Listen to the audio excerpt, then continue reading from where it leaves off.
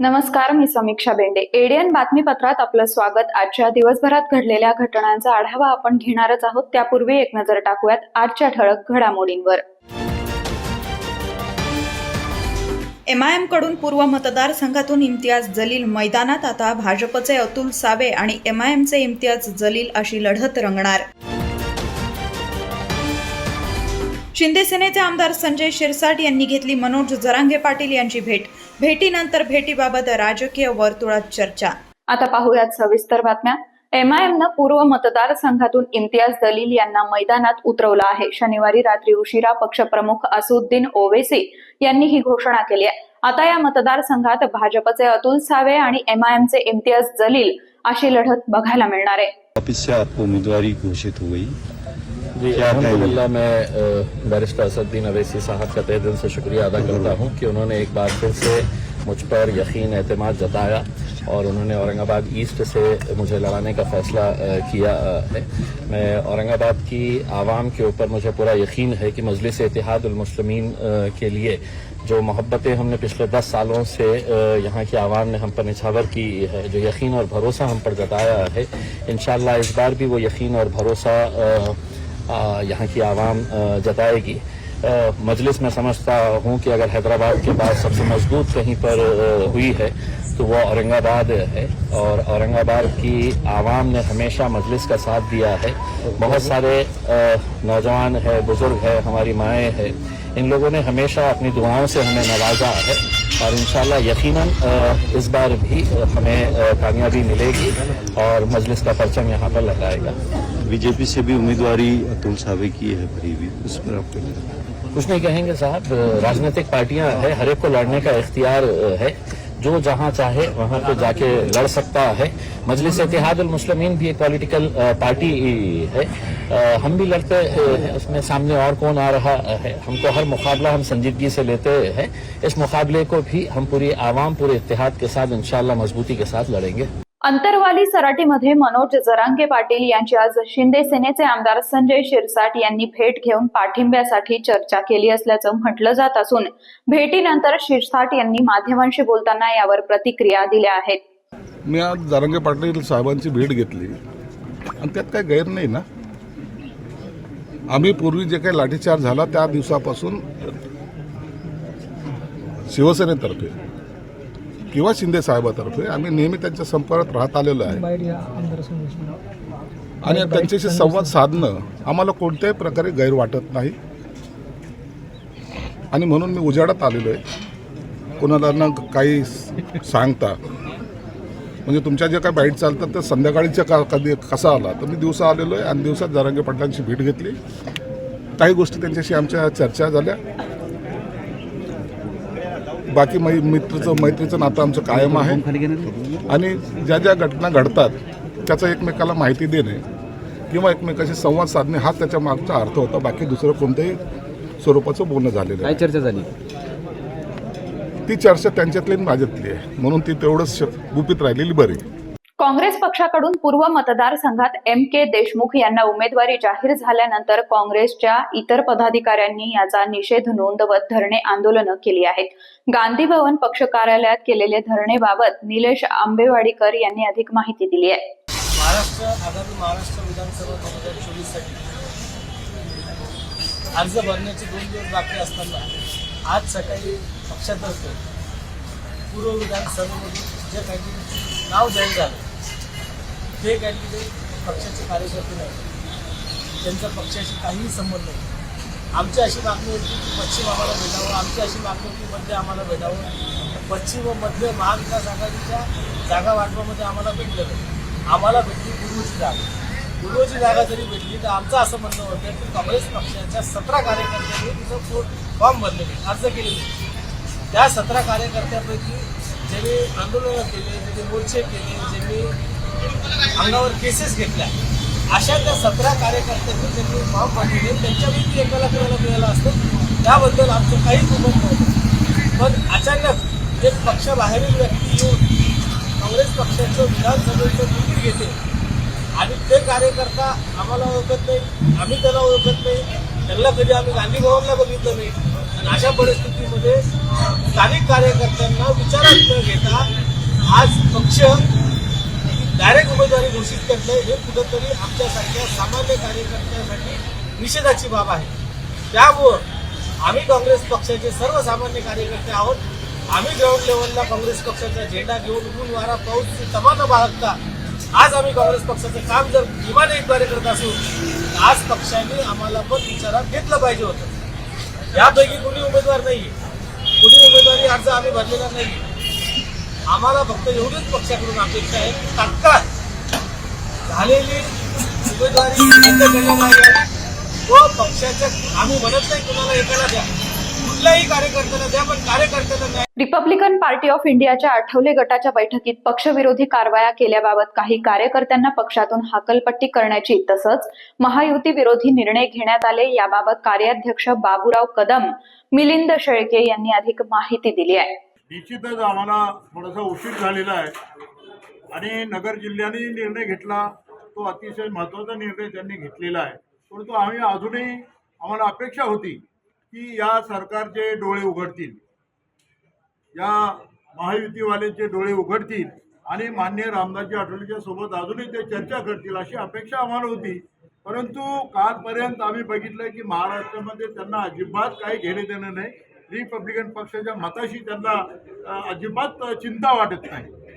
माझ्या मते त्यांचं कारण असं आहे, मागच्या वेळेला जेव्हा लोकसभेच्या निवडणुका झाल्या त्यातील आमच्या काही कार्यकर्त्यांना त्यांनी काखेमध्ये घेतलं आणि आमच्या समाजामध्ये घुसले, परंतु आम्ही त्याला विरोध केला नाही. त्याचं कारण असं होतं की आम्हाला कुठल्याही पद्धतीनं मोदी सत्तेवर असला पाहिजे अशा पद्धतीचं आम्ही झालो होतो आणि रामदासजी आठवलेंना मंत्री केलं पाहिजे.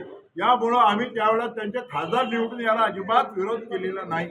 परंतु यावेळेस सुद्धा त्यांनी जर असं ठरवलं असेल की यांचं काय, याचा एक एक कार्यकर्ता आम्ही जर काखेत मारला तर रिपब्लिकन पक्षाची मतं आम्हाला मिळतील, ही त्यांची जागा आता त्यांना दाखवून द्यायची आहे.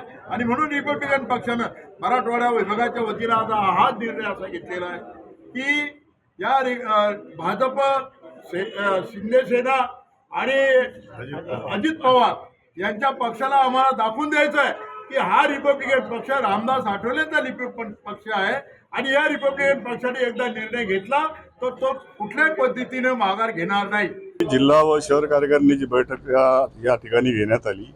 तर विधानसभा निवडणुकीच्या पार्श्वभूमीवर मुद्दाम या बैठकीचं आयोजन करण्यात आलं होतं. कारण गेल्या 15 दिवसापासून विधानसभेच्या निवडणुका जाहीर झाल्यानंतर रिपब्लिकन पार्टी ऑफ इंडियाला राज्यामध्ये महाराष्ट्रामध्ये किमान 12 जागा मिळाव्यात अशी मागणी महायुतीकडे पक्षाचे अध्यक्ष, राष्ट्रीय अध्यक्ष रामदासजी आठवले साहेब यांनी या ठिकाणी केली होती. आणि त्यावर देखील या मागणी केल्यानंतरही महायुतीने त्याचा विचार या ठिकाणी केलेला नाही. देवेंद्र फडणवीस यांच्याबरोबर 1-2 वेळा चर्चा झाली, इतर नेत्यांच्याबरोबर देखील या वेळेला चर्चा झाली, परंतु एकनाथ शिंदे असतील, देवेंद्र फडणवीस असतील, फक्त त्यांच्या जागा कशा वाटून घेता येतील, मला 100 जागा कशा मिळतील आणि आम्हाला 150 जागा लढवायच्या, फक्त या घोषणा फक्त आम्ही पेपरमधून आणि मीडियाच्या माध्यमातून ऐकत होतो. त्यामध्ये मित्र पक्षाला जागा तुम्ही देणार आहात की नाही किंवा देणार आहेत का अशी भूमिका त्यांनी या ठिकाणी कधीच घेतली नाही. आणि मित्रपक्ष गेल्या 10 वर्षापासून आपल्यासोबत काम करतोय, Republican party of India Athawale साहेबांच्या नेतृत्वाखालील हा पक्ष. तर या पक्षाचा तुम्ही कधी विचार केला आहे का? आतापर्यंत कधीच नाही. फक्त दलितांची मतं घ्यायची आणि निवडून यायचं आणि सत्तेवर बसायचं, हाच एकमेव उपदेश हा महायुतीच्या या ठिकाणी दिलेला आहे. अजूनही काही बातम्यांचा आढावा आपल्याला घ्यायचा आहे, मात्र वेळ झाली आहे छोट्याशा ब्रेकची. कुठेही जाऊ नका, पाहत रहा ADN.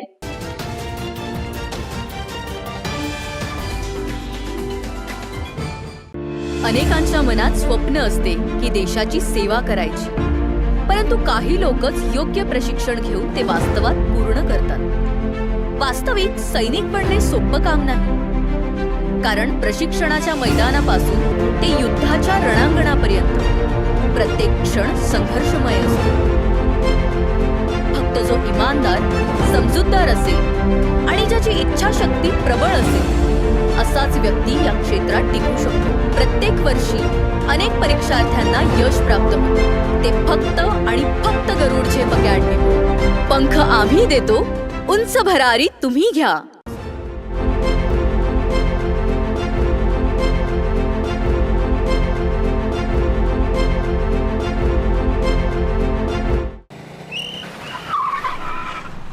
मस्त मास्क पहना रे तूने. Thank you sir. वो जान बचाने के लिए पहनना पड़ता है ना सर. रेडीमेड है या टेलर मेड है? ऑनलाइन ऑर्डर किया है सर. एक और है क्या? है ना सर. देना. बहुत मस्त लगेगा आपको. ये ना सर. ए ना भाई, जान बचाने के लिए बाइक चलाते वक्त सिर्फ खोपड़े पे मास्क पहनेगा तो खोपड़े को कौन बचाएगा? समझ गया सर. हेलमेट ऑनलाइन ऑर्डर कर, वरना हमेशा के लिए ऑफलाइन हो सकता है. Okay sir. ये ले. चल हम ये भी ऑनलाइन भर दे. हेलमेट पहने, ट्रैफिक नियमों का पालन करे, जिंदगी के सफर को सुरक्षित रखे.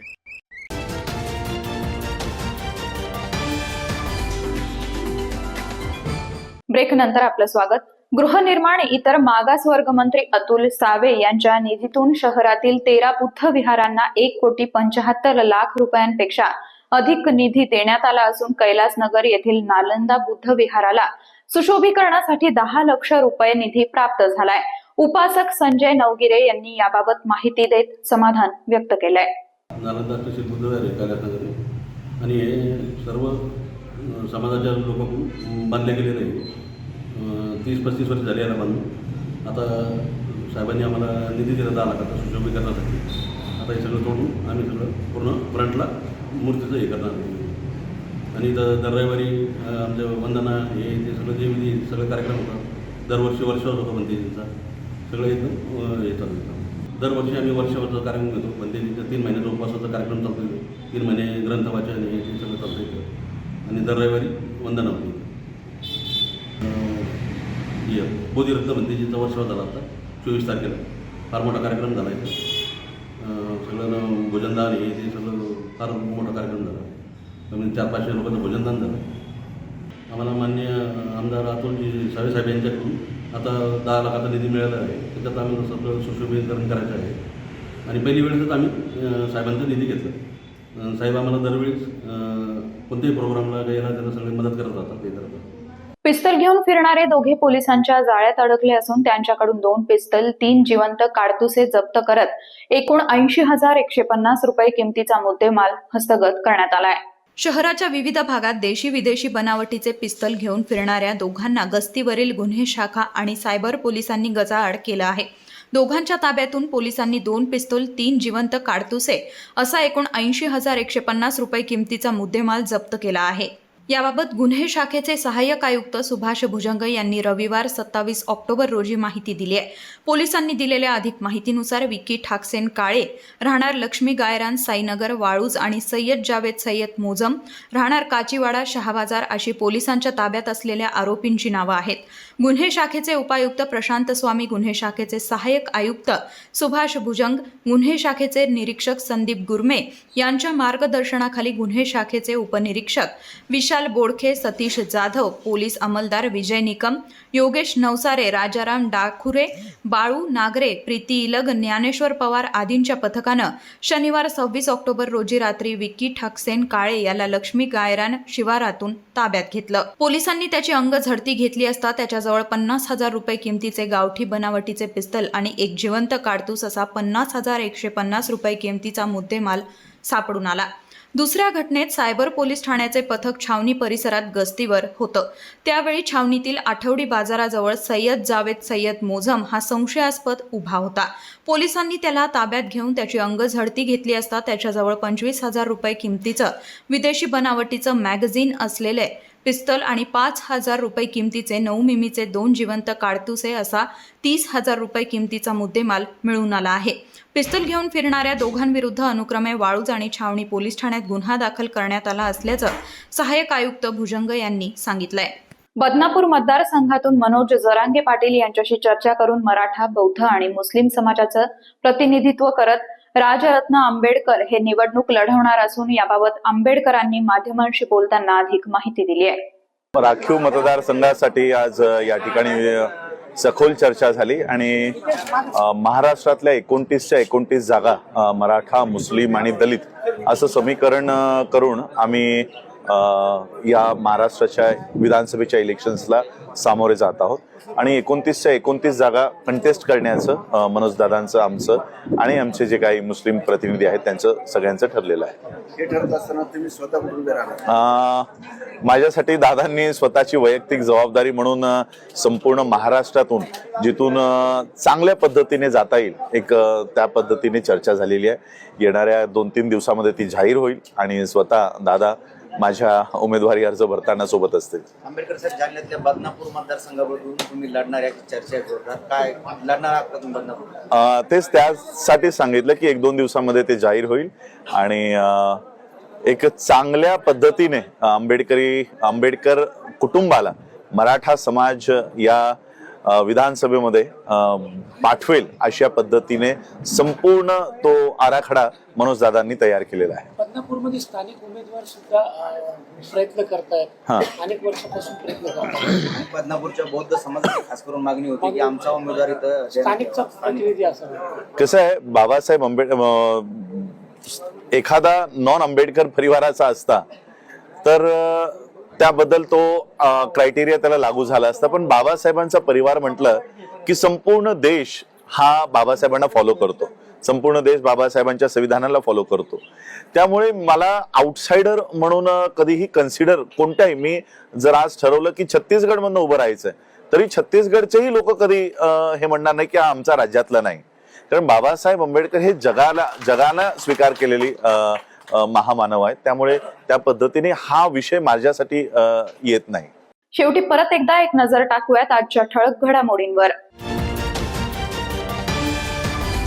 MIM कडून पूर्व मतदारसंघातून इम्तियाज जलील मैदानात. आता भाजपचे अतुल सावे आणि MIMचे इम्तियाज जलील अशी लढत रंगणार.